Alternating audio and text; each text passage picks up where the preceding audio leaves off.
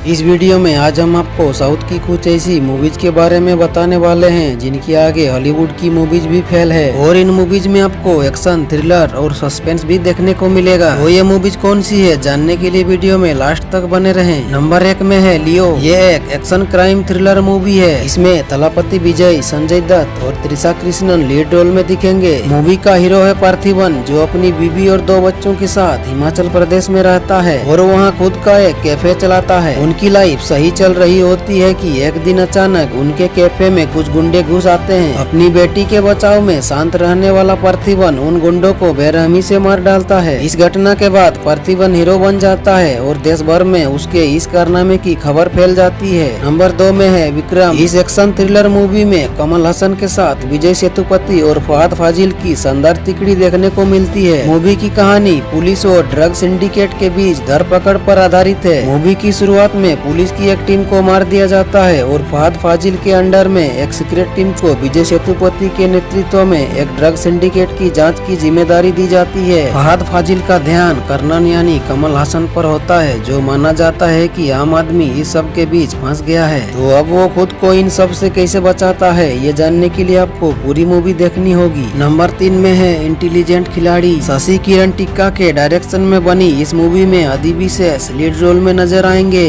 और उनके साथ शोभिता धूलीपाला और जगपति बाबू भी मूवी में दिखेंगे। मूवी एक यंग एनएसए एजेंट की कहानी है, जिसे उसके ग्रेजुएशन डे पर एक रॉ एजेंट की मर्डर के जाल में फंसाया जाता है और उसे एक वांटेड आतंकवादी करार दिया जाता है। अब वो खुद को बेगुनाह साबित करने के मिशन पर होता है, लेकिन जैसे जैसे कहानी आगे बढ़ती है उसे पता चलता है कि यह मामला उसके पिता की मौत से जुड़ा हुआ होता है। नंबर 4 में है कांतारा। ये एक सुपरहिट मूवी है जिसे लिखा और डायरेक्ट किया है ऋषभ शेट्टी ने और वो इस मूवी के लीड एक्टर भी हैं। मूवी की कहानी ऐसी है कि राजा ने देवता माने जाने वाले पत्थर के बदले अपनी कुछ जमीन गांव वालों को दी थी और अब कई 100 साल बाद राजा की मौजूदा पीढ़ी उस जमीन को वापस पाना चाहती है। राजा को देवता ने कहा था कि जमीन देने की शर्त से वो पलटा तो अनर्थ हो जाएगा। एक तरफ राजा के वंशज अपनी जमीन वापस पाना चाहते हैं और दूसरी तरफ फॉरेस्टर ऑफिसर है जिसे लगता है कि गाँव के तौर तरीकों से जंगल को नुकसान पहुँच रहा है। और इसके बाद नंबर 5 में है उरू द ट्रैप। ये एक साइकोलॉजिकल थ्रिलर मूवी है।